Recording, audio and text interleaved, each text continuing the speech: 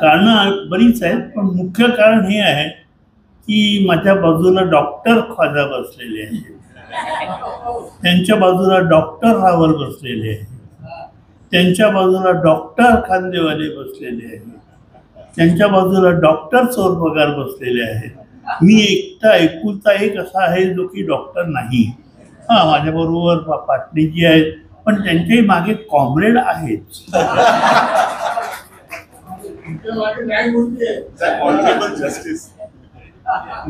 जे काय असेल ते असो,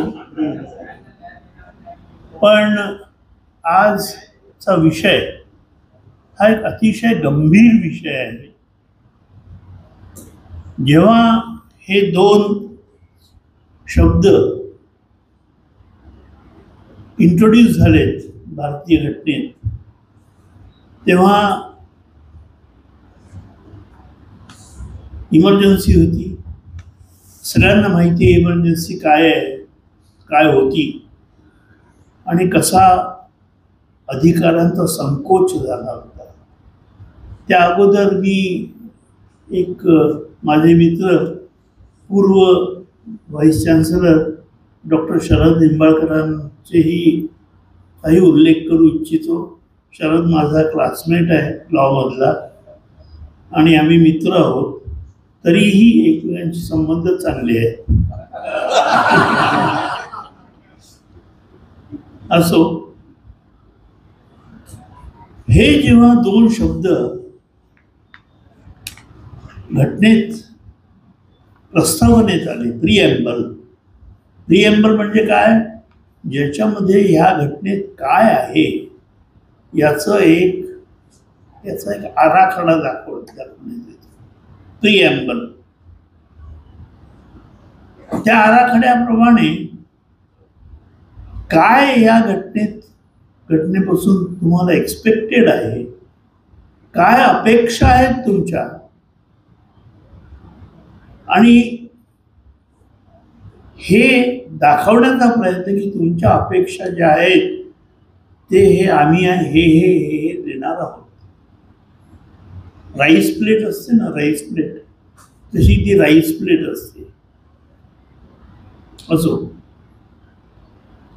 जेव्हा मी विचार करतो एक न्यायाधीश म्हणून, तेव्हा आम्ही शब्दांच्या बाबतीत थोडेसे काटेकोर असतो.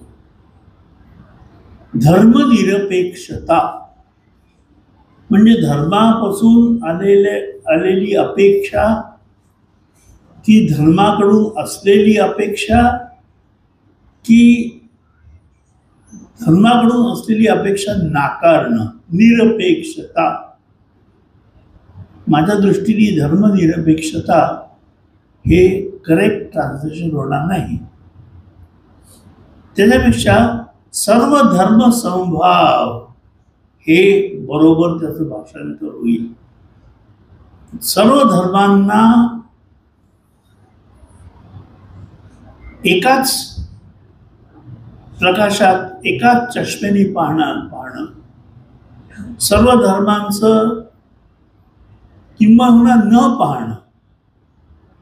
सर्व धर्म समभावामध्ये तुझा धर्म काय आहे, त्याचा धर्म काय आहे, तिचा धर्म काय आहे याचा विचार होत नसतो.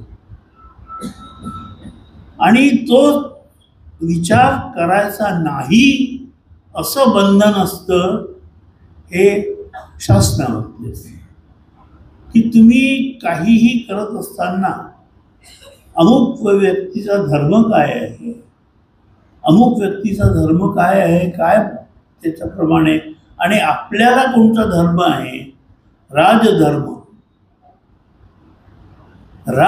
म्हणजे राजाचा धर्म नव्हे. राजधर्म म्हणजे सगळ्यांना एका दृष्टीने पाहणे, सगळ्यांना तुझा धर्म काय आहे याचा विचार न करता पाहणं, हा आहे राजधर्म. राजधर्म म्हणजे पहा, एक गंमत आहे. IAS ची लिस्ट येते, 200 तरुण हे IAS झाले, पास झाले.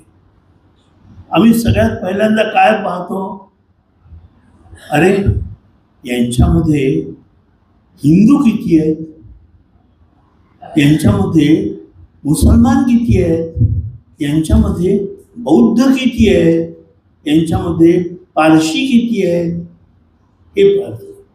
मग कळलं की 100 हिंदू आहेत, त्या हिंदूंमध्ये ब्राह्मण किती आहेत, आणि मी ब्राह्मण आहे, त्या याच्यामध्ये ब्राह्मण किती आहेत. मग ब्राह्मण झाले, मग हे ब्राह्मण कुठले आहेत, पुण्याचे आहेत का नागपूरचे आहेत का रत्नागिरीचे आहेत, हे तपासून पाहायला सुरुवात करतो आपण. आणि ह्याच्यात जर काही झालं तर त्याच्यात मग तो मी देशस्थ ब्राह्मण आहे का कोकणस्थ ब्राह्मण आहे. देशस्थ असले वा वा वा वा चांगली, ही आपली मनोवृत्ती असते. अशी मनोवृत्ती नसणं म्हणजे सर्वधर्म समभाव. जोपर्यंत अशी आपण उदार वृत्ती निर्माण करत नाही तोपर्यंत काही अर्थ नाही आहे. अयम निजः परो वेती, अयम निजः हे माझं आहे, परो वेती हे माझं नाही. अयम निजः परो वेती गणनाम, एक मला श्लोक पूर्ण आठवत नाही आहे, पण शूद्र चेतसाध्याची मती शूद्र असते, तो हा विचार करतो. अयम निजः परो वेती, उदार चरिणानातू, ज्याची बुद्धी विशाल असते, ज्याची वृत्ती विशाल असते. वसुधैव कुटुंबकम्, कुटुंब हे माझं कुटुंब, पहिले मी, मग माझी जात, मग माझा प्रांत, मग माझी पोटजात, हे असं हे सगळं नसावं. आणि मुख्य म्हणजे ते सरकारला नसावं, ही अपेक्षा बाबासाहेब आंबेडकरांनी केली. आणि म्हणून की ते घटनेचा मूळ गाभा आहे.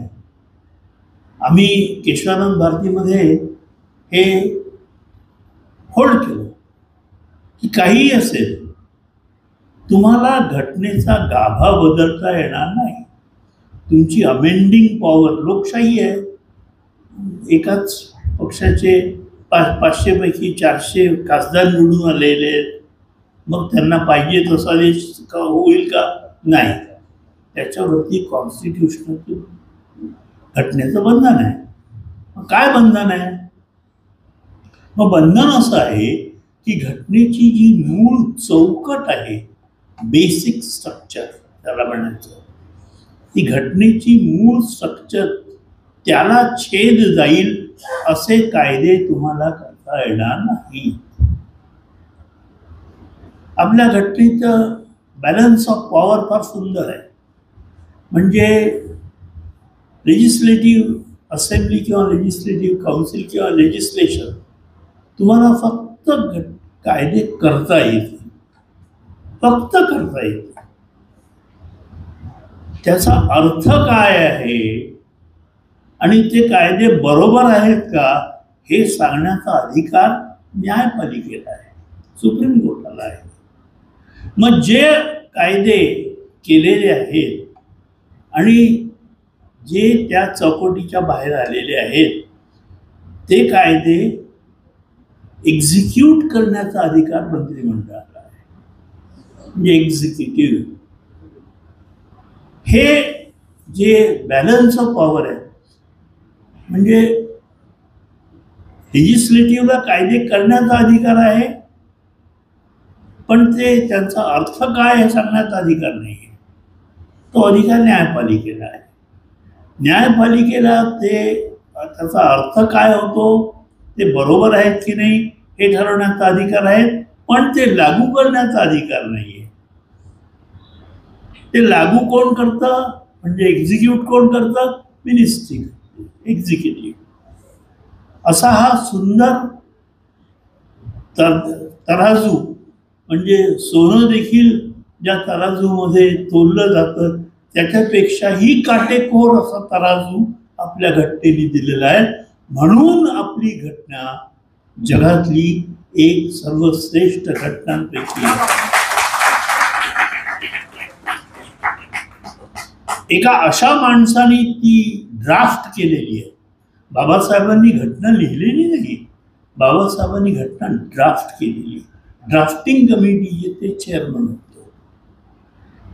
आणि त्यांनी म्हटलं, विशेषतः रावल साहेबांनी आज जे भाषण केलं किंवा डॉक्टर चोरपगारांनी भाषण केलं, त्यांनी म्हटलं की घटना खूप सुंदर असेल पण ती घटना राबवणारे जर मूर्ख असतील तर त्या घटनेचा उपयोग नाही. किती दूरगामी शब्द होते पहा. ज्या माणसाचं आडनाव बदललं त्याच्या मास्तरांनी, कारण की ते लांब होतं, आंबावडेकरचं आंबेडकर केलं. किती प्रकांड पंडित असेल तो माणूस. भारतात जे ज्ञानी लोक झाले निर्माण, ज्ञानी लोक जन्मले, त्यांच्यापैकी मेरुमणी म्हणून मी डॉक्टर बाबासाहेब आंबेडकरांचं नाव घेतो आणि मानतो. केवढी दूरदृष्टी होती त्या माणसाच्या जवळ, केवढी विचार करण्याची क्षमता होती त्या माणसाजवळ. नुसती विचार करण्याची क्षमता नव्हती, ते विचार अंमलात कसे येतील हे किती सूक्ष्मतेने आणि किती क्लिअरली, किती स्वच्छ दृष्टीने पाहू शकणारा तो माणूस. त्या माणसाला अर्थात एक वेळ पाडण्यात आलं ही गोष्ट वेगळी. कॉन्स्टिट्यूएंट असेंब्लीमध्ये त्यांना पाडण्यात आलं. त्या विषयावरती आता मला बोलायचं नाहीये, ते राजकारण वेगळं आहे. राजकारणावरती बोलण्याचं माझं पिंडही नाही, माझी पात्रताही नाही. पण अशी विचारदृष्टी, अयम निजः परो वेती गणना लघुचेतसा उदारचरणांतू वसुधैव कुटुंबकम, असं पूर्ण भारताला एक कुटुंब म्हणून मानून तशी प्रोव्हिजन करणं, तसं लिहिणं, तसं ते प्रत्यक्ष येईल अशी व्यवस्था करणं, हे डॉक्टर बाबासाहेबांनी केलं. म्हणून डॉक्टर बाबासाहेबांचं महत्व. सर्वधर्म समभाव हे एक सूत्र अशा रीतीने त्या राबवण्यात आलेल्या आहे आपल्याकडे, आणि अशा रीतीने राबवण्यात येत आहे किंवा येईल अशी अपेक्षा आहे सरकारकडून, की त्यात तू कोणत्या जातीचा, तू कोणत्या धर्माचा, तू काय, कुठला, कसा, हा संकुचित विचार नाही. आणि हा संकुचित विचार भारतीय घटनेमध्ये कधी नव्हताच. बाबासाहेबांनी जे ड्राफ्ट केलं त्याच्यामध्ये हा संकुचित विचारांना जागाच नव्हती. आणि म्हणूनच ही घटना जगातली एक सर्वश्रेष्ठ घटना अशी आहे. एक गंमत आहे की सेक्युलरिझम म्हणजे सर्वधर्म समभाव आणि सोशलिझम हे माझ्या मते हातात हात घालून चालतात. त्याचं कारण असं की मी श्रेष्ठ, माझा धर्म श्रेष्ठ, माझा धर्मच फक्त श्रेष्ठ, दुसरा धर्म चालू नाही, हे असा विचार करणं म्हणजे मी तुझ्यापेक्षा श्रेष्ठ, कारण माझा धर्म हा आहे आणि तुझा धर्म हा आहे. मग कशाचा आला हो सोशलिझम, समाजवादाचं मूळ देणारा मार्क्स होता. मार्क्सनी ते समाजवादाचं मूळ बीजारोपण केलं. मग त्याचा पुढे वटवृक्ष होत गेला आणि त्याच्यातून वेगवेगळ्या विचारांच्या फांद्या फुटत गेल्या. मग त्याच्यात कम्युनिस्ट झालेत, मग त्याच्यात सोशलिस्ट झालेत आणि एकेकाळी तर संसोपा असे विषय होते आमच्याकडे. पण सोशलिझम का? कारण तुम्ही सगळ्यात पहिल्यांदा आर्टिकल 14 निर्माण केलं, 15 निर्माण केलं आणि 16 निर्माण केलं. No discrimination. तुमचं डिस्क्रिमिनेशन होऊ, तुमच्या बाबत पक्षपात होऊ शकणार नाही, हे प्रिन्सिपल घटनेने दिलं. आणि ते घटनेने दिलेलं प्रिन्सिपल हे बरोबर चालावं म्हणून धर्मनिरपेक्षता किंवा सर्व धर्म समभाव हा अमुक धर्माचा आहे म्हणून हा चांगला झाला. घटनेचं 14, 15, 16 तुटले, त्यांचं उल्लंघन झालं. आज जी गरज आहे ती गरज अशी आहे की आम्ही थोडेसे विस्तृत, थोडेसे विशाल मनाने विचार करायला शिकलो पाहिजे. पंजाबात गेले तुम्ही, हा सिख आहे, हा नॉन सिख आहे, पंजाबी आहे, पंजाबी हिंदू आहे, पंजाबी मुस्लिम आहे. हो, सगळेच पंजाबात राहणारे सगळेच पंजाबी. मग ते हिंदू का मुस्लिम का सिख का ईसाई काही नाही, असं नाही झाला. ही उदात्त प्रिन्सिपल्स लक्षात ठेवून आम्ही आमची घटना बनवली. आणि म्हणून आज विचार करण्याची वेळ आलेली आहे. रावलजींनी अगदी बरोबर सांगितलं की हे सगळं पुन्हा विचार करण्याची वेळ आलेली आहे. कारण आमच्या मुलांना आम्ही वेगळं वेगळं शिकवतो, आमच्या मुलांच्या मनात सगळे विचार पैदा करून देतो की अरे हा श्रेष्ठ, हा ब्राह्मण, हा अब्राह्मण, हा तेली, हा महार, हा बौद्ध. हे सगळं आम्ही आमच्या मुलांना शिकवतो. जोपर्यंत आमची मनं स्वच्छ नाही, जोपर्यंत पालकांची मनं स्वच्छ नाही, तोपर्यंत हा विचार मुलांपर्यंत पोहोचणारच. कारण विचार जसे पाणी असतं ते खाली खाली खाली खाली जातं, तसे विचार खाली खाली खाली खाली जातात.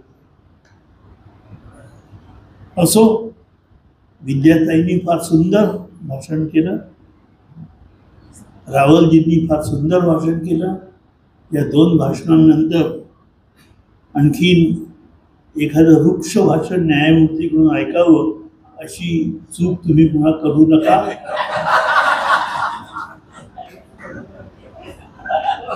हे तुमच्यावर पाळी येऊ नये म्हणून मी इथेच थांबतो.